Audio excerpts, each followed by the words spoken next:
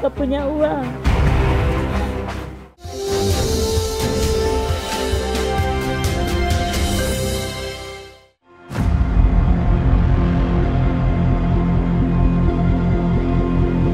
Tim Indonesiaku kali ini menyambangi Banten, dekat dengan wilayah ibu kota negara. Sayangnya, ketimpangan pembangunan membuat desa Sangiang Jaya masih jauh dari kata sejahtera. Kami memulai perjalanan dari Desa Mekarsari, Kecamatan Sajira, Kabupaten Lebak, Banten. Sekarang saya akan menuju ke Desa Sangiang Jaya. Ini menggunakan rakit atau biasa disebut oleh warga sekitar adalah eretan. Ayo Pak, boleh langsung jalan Pak. Melewati Sungai Ciberang menjadi akses terdekat menuju Desa Sangiang Jaya. Awalnya sungai ini memiliki lebar 25 meter. Namun setelah adanya waduk Karian, lebar sungai menjadi kurang lebih 200 meter. Sebenarnya akses menuju Desa Sangiang Jaya bisa ditempuh dengan menggunakan 3 jalan. Namun, selain karena jaraknya jauh, infrastruktur jalan yang sulit membuat warga terpaksa menempuh akses terdekat menggunakan rakit. Kita lihat bahwa rakit ini hanya ditopang dengan tali, seutas tali seperti ini. Maka sangat rawan sekali putus dan juga hanyut. Jika mereka tenggelam, bayangkan nyawanya akan sangat terancam. Setelah sampai di tepi sungai, kami melanjutkan perjalanan.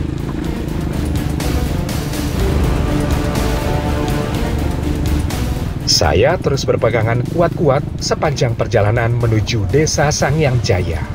Jarak sekitar 7 km terasa sangat lama karena jalannya yang rusak.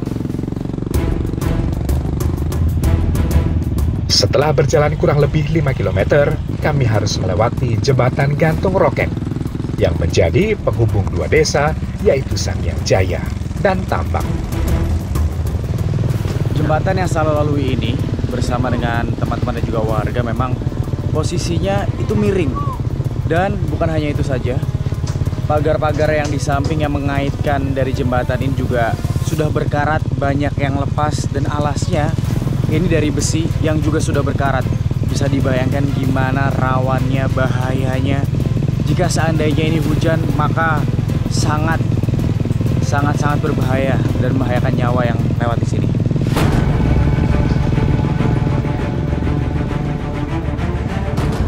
Tahun 2012, jembatan ini dibangun, namun kondisinya memprihatinkan. Terlihat rapuh dengan tali baja yang sudah berkarat, sebenarnya sudah tidak layak pakai. Namun, warga tidak memiliki pilihan lain. Jembatan menjadi akses terdekat warga untuk keluar dan masuk desa mereka. Menurut informasi warga, pernah terjadi kecelakaan. Sepeda motor jatuh akibat jembatan yang sudah miring. Setelah melewati jembatan, akhirnya sampai di lokasi tempat kami akan singgah.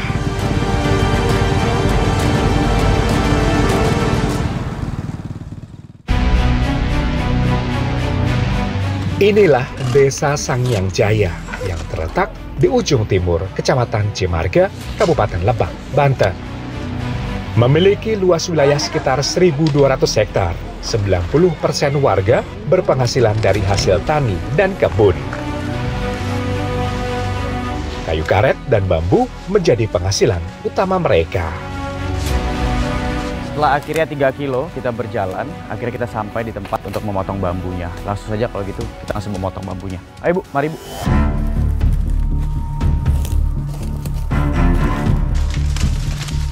Inilah kebun bambu milik Pak Marju.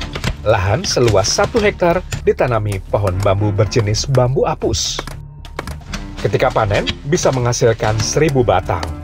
Usia panen bambu 5 hingga 8 tahun setelah ditanam dan selanjutnya bisa dipanen setiap setahun sekali dan menghasilkan 1.000 batang.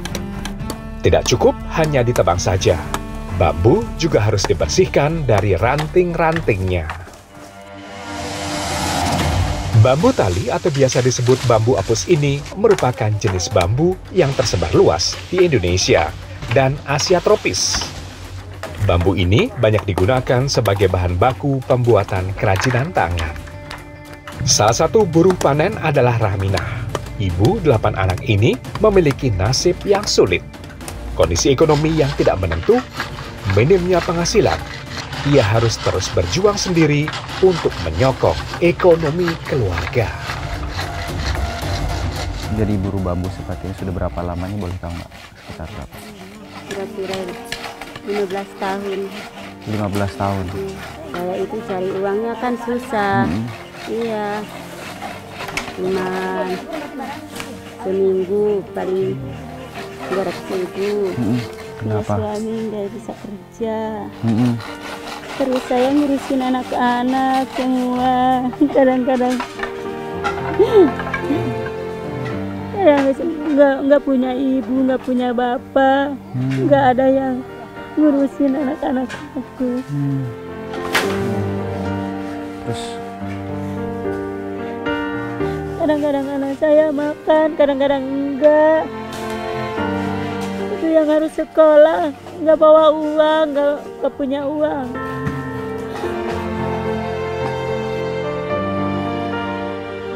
Rumah juga nggak punya, rumahnya cuma kecil. Dulu menang beras, tapi enggak, udah nggak dikasih. Iya, udah lama. sudah berapa lama Bu kalau boleh tahu nggak keluarnya? Beras, udah keluar-keluar. PKH-nya berapa lama nggak keluar? 3 apa? 3 tahun. Upah buruh dipatok Rp6.000 per ikat, sehari bisa memperoleh hingga 5 ikat. Artinya kerja dari pagi hingga sore mendapatkan upah Rp30.000. Namun hasil ini tidak setiap hari mereka dapatkan. Tidak hanya buruh, para petani bambu pun ikut menjerit. Setelah penantian selama 1 tahun, Pak Marju hanya mendapatkan hasil bersih maksimal Rp1 juta dari 1 hektar lahan bambu yang ditanam. Begini, kalau menghasilkan bambu kadang-kadang saya banyak kesulitan, banyak ruginya karena kendala apa? Kendala jalan terutama. Kalau mau dibawa ke kota itu susah sekali, jalannya banyak lumpur. Kadang-kadang bambunya busuk. Kalau busuk kan udah nggak bisa dijual. Jadi itu udah termasuk rugi karena akses jalan belum lancar. Begitu. Harga 1 ikat bambu di pengepul lokal dipatok Rp8.000. Artinya setelah dipotong ongkos buruh petani dapat penghasilan bersih Rp1 hingga Rp2.000 per ikat. 1 ikat biasanya berisi 50 buah. Setelah semua bambu diikat, para buruh masih memiliki kewajiban membawa bambu ke tempat pengepul. Ini sudah kita bawa hasil dari potongan bambu tadi dan sekarang kita akan bawa ke tempat pengepul untuk dijual.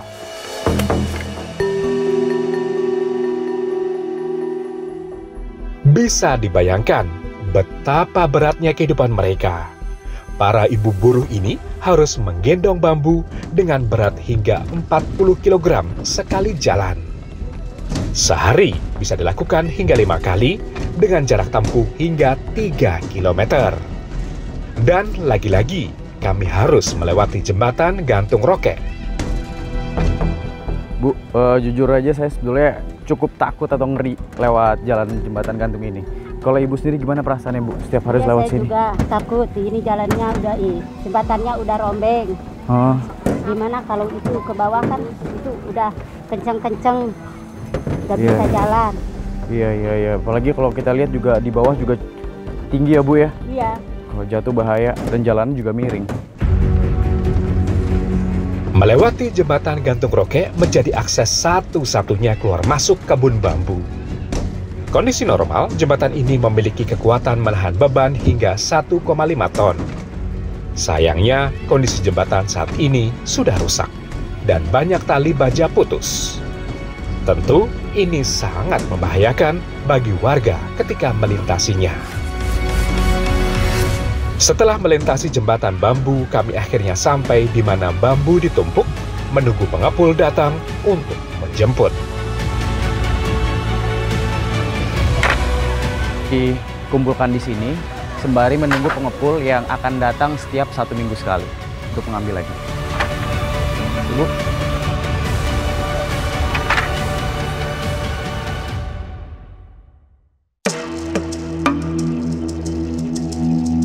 Penghasilan yang serba pas-pasan membuat warga harus memutar otak ketika jatuh sakit. Tanaman obat alami masih menjadi andalan. Untuk mencarinya, kami pun harus melalui jalanan setapak. Ini salah satu perjuangan Ibu Raminah untuk mengobati Pak Anim, suaminya yang sedang sakit paru-paru. Nah, akhirnya setelah berjalan jauh, pohon lame putih dan kecapi pun kami temukan.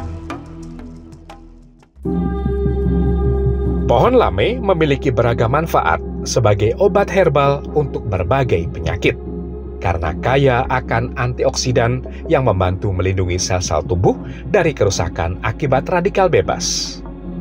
Namun, tidak hanya kulit lame saja. Biasanya warga menambah daun kecapi sebagai bahan obat herbal. Ternyata mengambil kulit lame dan daun kecapi yang nantinya direbus untuk mengobati sakit paru-paru, hal ini dilakukan karena akses menuju rumah sakit masih sulit. Setelah cukup, kami pun langsung pulang.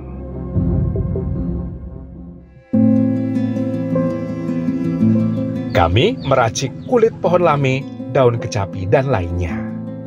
Kulit lame kemudian dikerik dan diiris menjadi kecil-kecil agar sarinya mudah larut ke dalam air. Kemudian semua bahan dicuci sampai bersih, lalu direbus hingga airnya berubah warna.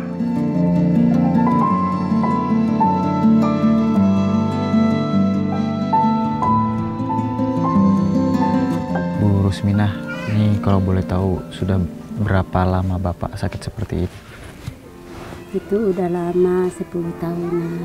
Oh, Iya. Sakitnya itu kan sakitnya itu udah parah. Kasihan.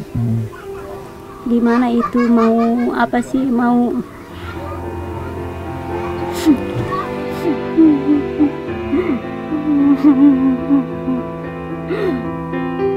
mau sehat lagi ya suami saya, dari mana sih Pak? Saya uang nggak punya apa-apa. Mana itu anak-anak banyak. Saya kasihan sama anak saya, sama suami saya.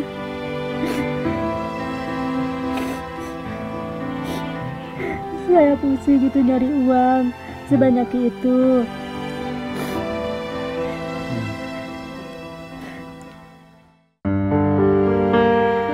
Setelah agak dingin, saatnya untuk diminum.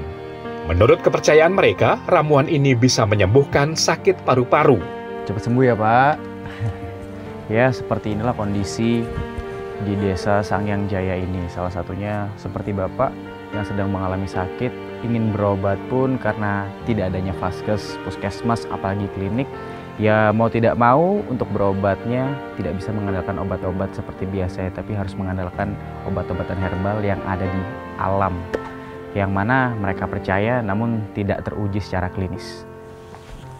Pak, semoga sembuh ya Pak ya. Pak. Jembatan sendiri ini dibangun 2017. Ya, kondisinya sudah sangat memprihatinkan. Di desa saya itu ada 2 jembatan gantung yang menghubungkan, kalau ini dari Kampung Roke menghubungkan ke Desa Tambak. Ini sudah sangat memprihatinkan. Satu lagi di Kampung Bubur Bubur Sabrang. Sama posisinya dari Kampung Bubur, Desa Sangyangja menghubungkan ke Desa Sindangsari, Kecamatan Sajra. Kedua jembatan ini sangat dibutuhkan bagi kepentingan hiruk pikuk masyarakat kami dalam melakukan berbagai aktivitas. Oleh karena itu kami berharap bahwa jembatan gantung ini bisa menjadi jembatan permanen, lebih menunjang pada aktivitas yang memadai sehingga masyarakat terjamin untuk melakukan berbagai aktivitas kesehariannya.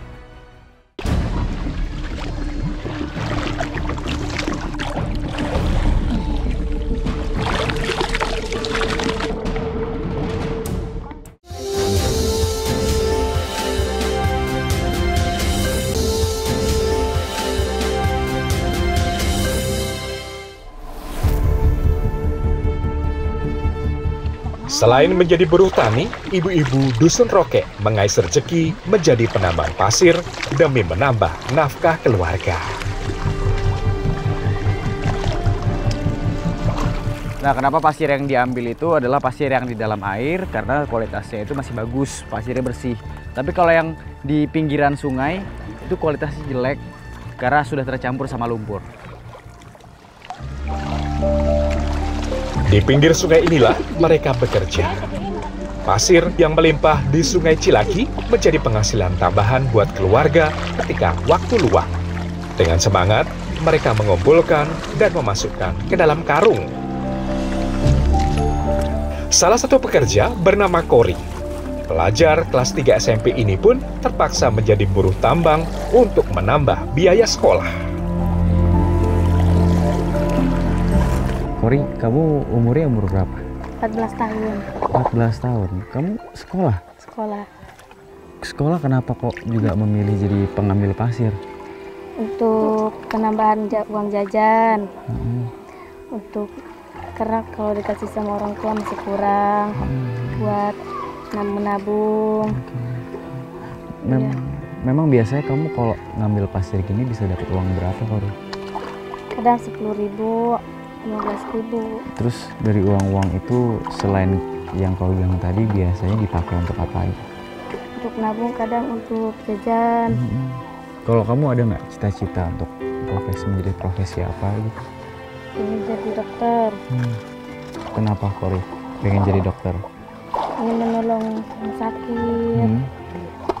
Nggak mampu bayar gitu.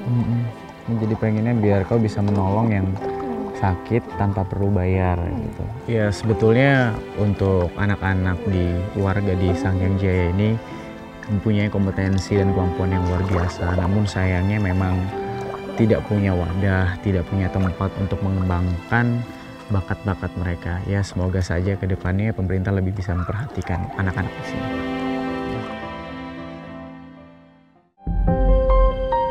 Sulitnya ekonomi juga dialami Samnah. Ibu dua anak ini tidak hanya berpangku tangan membantu menambah pendapatan suami yang berpenghasilan tidak menentu. Teh Samnah, ini sudah berapa lama jadi pengambil pasir seperti ini?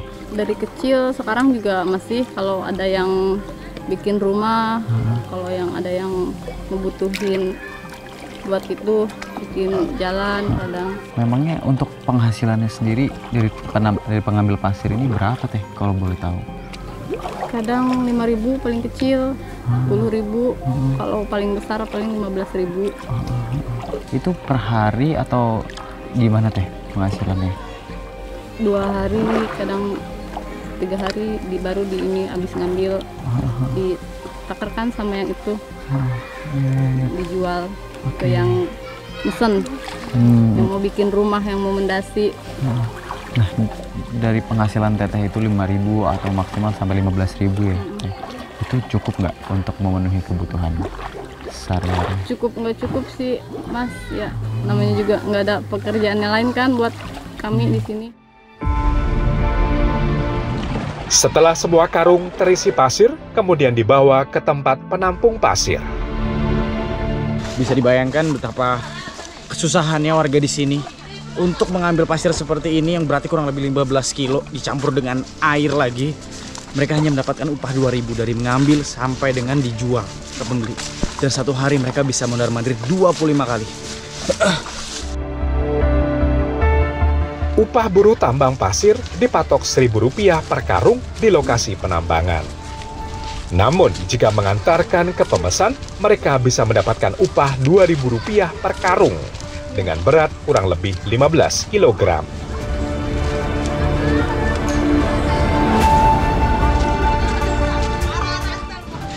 Jujur saya sangat kagum sekali dengan ibu-ibu di sini. Dengan membawa karung pasir sebanyak 15 kilo ini, mereka bisa membawa dengan jarak kurang lebih 1-2 kilo. Namun memang beberapa kali pesanan pasirnya tidak selalu banyak, kadang bisa sedikit, kadang juga banyak tergantung dengan pesanan.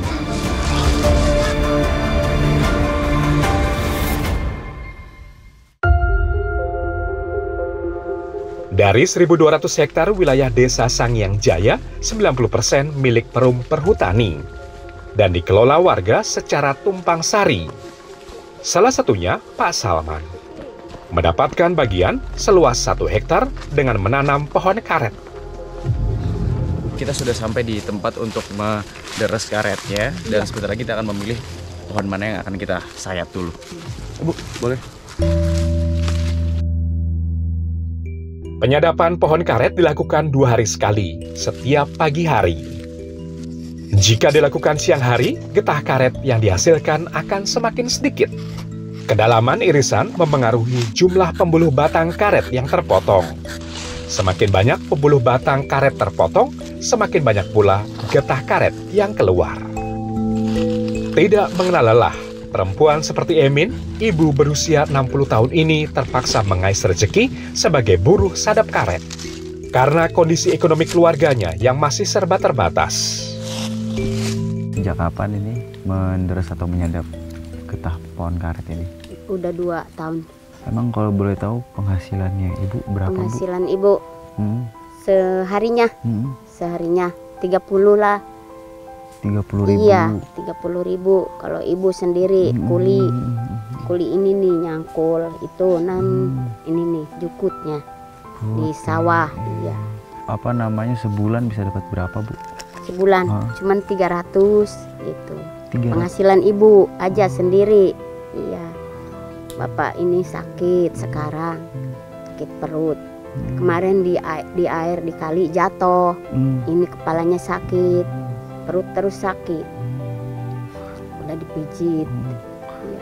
Terus sudah berobat? Iya. Itu gimana biayanya? Belum. Berobat gimana biayanya, nggak punya. Nggak berobat. Iya. Itu yang makan juga susah, Bang. Nggak bisa berobat, gimana? Selama ini Bu sudah pernah dapat bantuan atau belum? Enggak, belum. Enggak dapat bantuan apa-apa, enggak. Orang miskin ya, enggak dapat bantuan. Gimana ya? Gimana ya, Bu? Pak, makan juga susah. Enggak ada yang bantuinnya, enggak dapat. Laki-laki udah tua, mana badannya udah kurus, udah kelihatan itunya apanya, tulangnya. Anaknya nggak banyak, cuman 3 ini. Ngurusin cucu, nggak ada, mamanya meninggal. Waktu ngelahir mana enak. Makan sama juga garam, Bang. Makan sama garam putih. Nggak dipakai minyak, nggak punya. Upah buruh dibayar setiap 2 pekan sekali dengan cara bagi hasil. Rata-rata 1 orang buruh hanya bisa mendapatkan hingga Rp200.000. Rp200.000 yang didapat masih harus dibagi 50% dengan pemilik kebun. Alhasil, 2 minggu sekali hanya Rp100.000 yang bisa dibawa pulang. Satu persatu batok kelapa yang terisi getah karet kami kumpulkan. Di musim penghujan, kadar getah karet akan lebih banyak jika dibandingkan dengan musim kemarau. Ketersediaan air tanah yang cukup akan meningkatkan produktivitas tanaman karet. Karena memang mengambil karet ini nggak gampang dan susah. Karena memang getah karetnya sangat menempel di batoknya dan keras seperti ban. Karena ini merupakan juga salah satu bahan dasar untuk membuat ban karet. Getah karet kemudian dimasukkan ke dalam lubang yang berfungsi untuk mempercepat pembekuan. Setelah didiamkan selama kurang lebih 2 jam, getah karet sudah menggumpal menjadi satu. Kemudian kami bawa ke pengepul.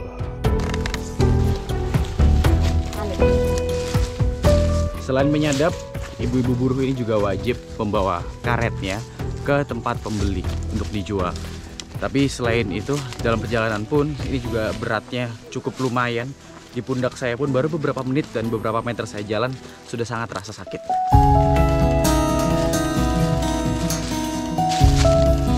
Setelah berjalan kurang lebih 30 menit, kami harus melewati jembatan gantung rokek. Lagi-lagi, warga harus kembali bertaruh nyawa dengan kondisi jembatan yang sudah tidak layak pakai ini. Namun, hal ini tetap dilakukan karena hanya jembatan inilah yang menjadi satu-satunya akses menuju kebun mereka. Sekarang kita sudah sampai dan getah ini akan diletakkan di sini sampai dengan pengepulnya itu datang. Kurang lebih biasanya akan datang 1 minggu 1 kali. Harga karet saat ini Rp6.000, anjlok dari harga Rp11.000 per kilogram. Ditambah pengepul yang datang setiap seminggu sekali membuat petani dan buruh semakin terlunta menunggu pembayaran. Tidak hanya pembayaran yang tertunda, harga yang tidak menentu membuat kehidupan para petani karet menjadi semakin sulit.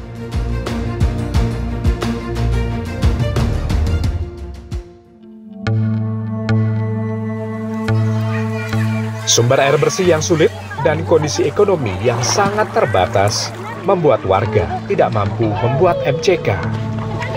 Dan mereka lebih memilih kegiatan bersih-bersih di sungai. Kebiasaan warga dari Dusun Sangyang Jaya ini kalau pagi dan juga sore akan selalu mandi di sungai ini. Bahkan bukan cuma untuk mandi, tapi untuk keperluan air bersih pun juga menggunakan air yang ada di sini. Bisa dibayangkan bahaya untuk kesehatannya seperti apa. Sungguh sangat memprihatinkan. Mereka terpaksa menggunakan aliran air Sungai Cilaki untuk kebutuhan sehari-hari, dari air minum, mandi, mencuci, bahkan buang air besar. Ini emang kebiasaannya nyuci sama mandi di sungai ini? Iya, saya nyuci di sini sama teman-teman juga nyuci di sini. Nyuci piring, terus nyuci kain, saya di sini di kali sama teman-teman bareng-bareng. Berarti termasuk air bersih juga untuk minum? Iya, semua masyarakat di sini ngambil air bersih juga di kali. Kita itu kepengen ke depannya itu pengen ada MCK buat masyarakat di sini Kampung Roke. Kita itu pengen ada untuk air bersih buat anak-anak, buat masyarakat juga di sini. Sebenarnya mereka sadar akan bahaya tercemarnya air sungai. Namun mereka tidak memiliki pilihan lain selain terus berharap kepada pemerintah untuk membantu membangun fasilitas umum air bersih dan MCK agar mereka bisa hidup sehat sekaligus tidak mencemari sungai lagi.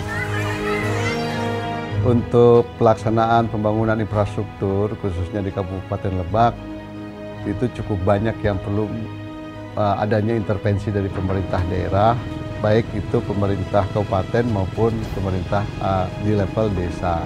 Nah, masing-masing punya program dan punya anggaran. Jadi cukup banyak lah ya. Nah, ini secara khusus untuk di desa Cimarga, kemudian di kecamatan Cimarga, desa Sanganjaya, kemudian di jembatan yang memang waktu itu sudah ada ya liputan yang terjadi di sana. Masyarakat sangat membutuhkan untuk adanya intervensi dari pemerintah, baik pemerintah pusat, pemerintah provinsi, dan khususnya pemerintah kabupaten, khususnya lagi teman-teman di desa. Nah, saya untuk jangka pendek mungkin pertama ini menjadi bagian yang harus menjadi prioritas saya. Ya, saya akan coba cek ke sana. Saya coba ingin hadir ya ke sana untuk melihat situasi dan kondisi, berdiskusi dengan Pak Camat dan desa untuk melihat kondisi keadaan di sana, jembatannya. Seperti apa kondisinya, kemudian kita akan ambil langkah-langkah yang konkret. Konkretnya itu pasti penanganan, Pak. Kalau untuk jembatan, jalan, penanganan bagaimana kondisi jembatan itu rusak menjadi tidak rusak. Ini yang akan kami coba ambil langkah untuk melihat ke sana.